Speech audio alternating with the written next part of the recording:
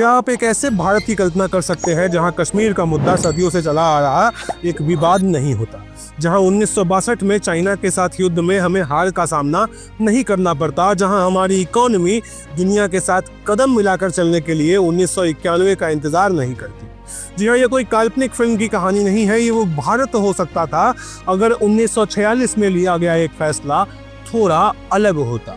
तो आइए आज इतिहास के पन्नों को पलटकर उस सवाल का जवाब ढूंढते हैं कि क्या होता अगर भारत के पहले प्रधानमंत्री जवाहरलाल नेहरू नहीं बल्कि सरदार वल्लभ भाई पटेल होते। दोस्तों, वीडियो बहुत इंटरेस्टिंग होने वाली है, बहुत मजा आएगा, वीडियो को लास्ट तक आप जरूर देखिएगा। लेकिन सबसे पहले यह समझना जरूरी है कि नेहरू जी आखिर प्रधानमंत्री बने ही क्यों। आम धारणा तो यह है कि वो जनता की पहली पसंद थे, लेकिन सच इससे कहीं ज्यादा जटिल और विवादित है। बात है अप्रैल 1946 की।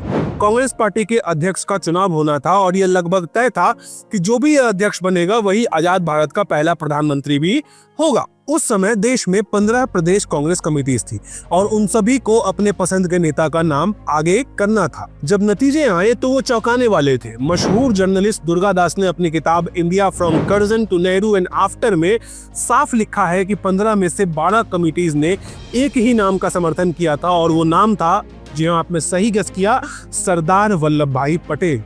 एक भी कमेटी ने जवाहरलाल नेहरू का नाम नहीं लिया था। यहाँ तक कि उस वक्त के कांग्रेस के जनरल सेक्रेटरी जेबी कृपलानी ने भी पटेल के नाम का ही समर्थन किया था। तो फिर आखिर हुआ क्या? क्या ऐसा बदल गया कि नेहरू प्रधानमंत्री बन गए और सरदार वल्लभ भाई पटेल साइड कर दिए गए? यहाँ पर भारत के इतिहास के सबसे बड़े व्हाट इफ में महात्मा गांधी की एंट्री होती है। कई हिस्टोरियंस मानते हैं कि गांधी जी ने नेहरू को प्रिफर किया। इसके पीछे कई थ्योरीज हैं। एक कॉन्स्पिरेसी जो जोर पकड़ती है वो ये है कि नेहरू ने साफ कर दिया था कि वो किसी के भी अंडर सेकंड इन कमांड बन के काम नहीं करेंगे, उनका ईगो अलाउ नहीं करेगा। उनके करीबी लोग जानते थे कि वो पावर के लिए कांग्रेस पार्टी को तोड़ने तक की धमकी दे सकते थे। उनको इस बात से फर्क नहीं पड़ता था कि देश आजाद हो रहा है कि नहीं, उस समय पार्टी एकजुट है कि नहीं, उनको प्रधानमंत्री बनना था। गांधी जी को डर था कि आजादी के अहम मोड़ पर पार्टी में ऐसी टूट देश के लिए घातक साबित हो सकती है। मौलाना अबुल कलाम आजाद, जो उस वक्त कांग्रेस के प्रेसिडेंट थे, उन्होंने अपनी ऑटोबायोग्राफी इंडिया विंस फ्रीडम में लिखा है कि गांधी जी ने उनसे कहकर पटेल को नाम वापस लेने के लिए मनवाया था। बाद में वेटरन जर्नलिस्ट कुलदीप नैयर ने यह भी डिस्क्लोज किया कि आजाद ने उनसे कहा था, हमसे ये गलती हुई, सरदार पटेल को प्राइम मिनिस्टर बनना चाहिए था। जी हाँ, बहुत सारे फायदे होते और इंडिया कुछ अलग ही दिखता। मैं आगे इस बारे में बात करूंगा वीडियो में। गांधी जी का एक तर्क ये भी था कि जैसे उनके पोते राजमोहन गांधी ने अपनी किताब पटेल अ लाइफ में लिखा है कि नेहरू अंतरराष्ट्रीय मामलों में ज्यादा माहिर थे, उनकी अपील युवाओं में ज्यादा थी और वो पश्चिमी देशों के साथ बेहतर तरीके से डील कर सकते थे, जो कि हुआ नहीं। ये भी मैं आपको आगे बताऊंगा। उन्हें लगा कि रिस्पॉन्सिबिलिटी विल मेलो एंड सोबर द यूथ। मतलब गांधी जी भी मानते थे कि नेहरू अभी बहुत ज्यादा इनमेच्योर है इन मामलों के लिए, but still he wanted him to become the prime minister. और उनके अनुरोध पर ही एक बड़े लीडर के कहने पर सरदार पटेल ने सेल्फलेस तरीके से अपना नॉमिनेशन, अपना नाम वापस ले लिया। सी राजगोपालचारी, जिन्होंने शुरू में नेहरू का समर्थन किया था, उन्होंने भी पटेल की मृत्यु के बाद अफसोस जताते हुए कहा कि there is no doubt that it would have been better for the country if Patel had been the prime minister. ये एक ऐसी कंट्रोवर्सी है जो साबित करती है कि भारत के पहले प्रधानमंत्री का चुनाव सर्वसम्मति से नहीं बल्कि एक नेता के प्रेशर और दूसरे के त्याग का नतीजा था। अब किसने प्रेशर बनाया और किसने त्याग किया, ये आप कमेंट में बताइए। तो चलिए अब देखते हैं कि जब नेहरू जी पीएम बने तो उनके कार्यकाल में ऐसा क्या हुआ जिसका असर देश आज तक झेल रहा है। अगर मैं कुछ मिस कर दूं तो आप उसको कमेंट में बताना भूलिएगा नहीं। एक हेल्दी कॉन्वर्सेशन होना बहुत जरूरी है। सबसे पहले तो जब पाकिस्तानी बुज़दिनों ने कश्मीर पर हमला किया और भारतीय सेना उन्हें खदेड़ रही थी, तब पीएम नेहरू 1 जनवरी 1948 को इस मामले को यूनाइटेड नेशंस में ले गए। ये एक ऐसी गलती थी जिसका खामियाजा हम आज तक भुगत रहे हैं, क्योंकि यूएन ने सीज फायर का ऐलान कर दिया। इससे इंटरनेशनल बॉडीज हमारे इंटरनल मामलों में घुस गई, जिसके कारण जम्मू एंड कश्मीर का एक बड़ा हिस्सा पाकिस्तान के कब्जे में रह गया, जिसे आज हम पाकिस्तान ऑक्यूपाइड कश्मीर कहते हैं। सरदार पटेल इनफैक्ट इस फैसले के सख्त खिलाफ थे। सरदार पटेल को चाइना की विस्तारवादी नीति मतलब कैप्चर करने वाली जो पॉलिसी थी उस पर कभी भरोसा नहीं था।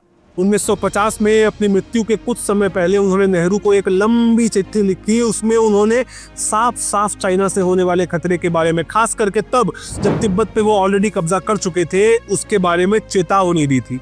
लेकिन उनकी चेतावनी को नजरअंदाज कर दिया गया क्योंकि हमारा ईगो सबसे ऊपर है। और उन्होंने हिंदी चीनी भाई भाई का नारा दे दिया जो आज तक चलता आ रहा है। नतीजा क्या हुआ? 1962 में चाइना ने हमला किया, हम पे आक्रमण हुआ और हम वो युद्ध एक शर्मनाक तरीके से हार गए। शायद वो नहीं होता। अब देश के पड़ोसियों से ऊपर उठकर देश के अंदर की बात करते हैं। नेहरू जी सोशलिस्ट मॉडल से प्रभावित थे। उन्होंने लाइसेंस राज और पब्लिक सेक्टर अंडरटेकिंग्स पर जोर दिया। इस मॉडल ने देश में आर्थिक विकास की गति को धीमा कर दिया, ब्यूरोक्रेसी और करप्शन को बढ़ावा दिया।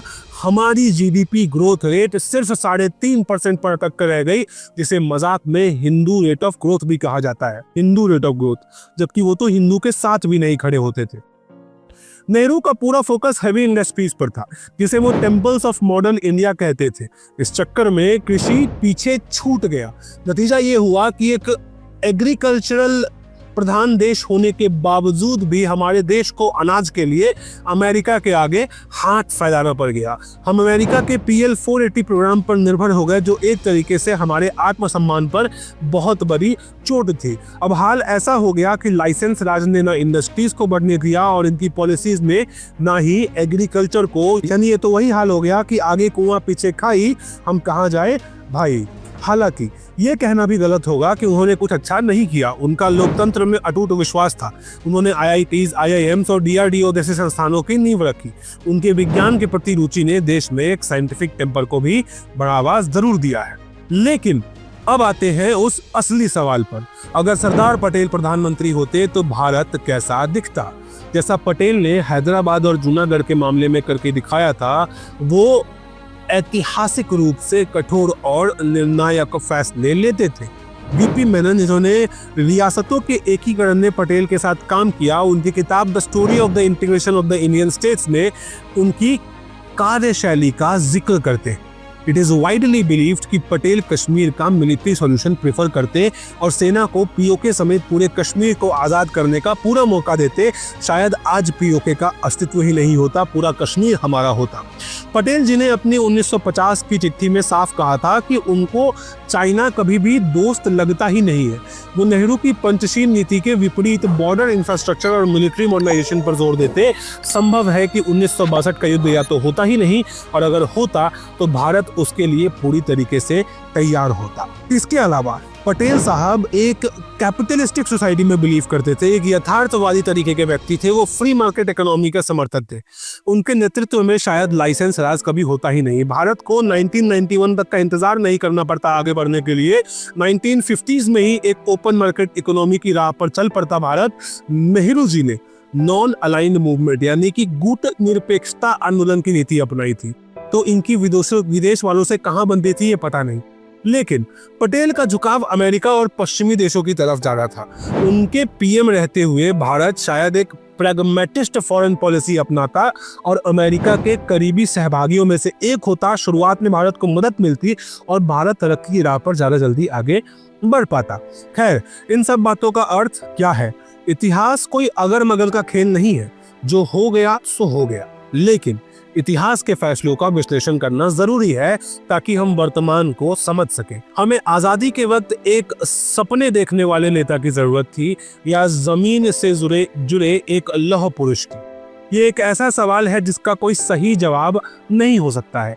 ये एक ऐसा व्हाट इफ है जो हमें सोचने पर मजबूर करता है कि कैसे एक व्यक्ति का एक फैसला पूरे देश की नियति लिख सकता है।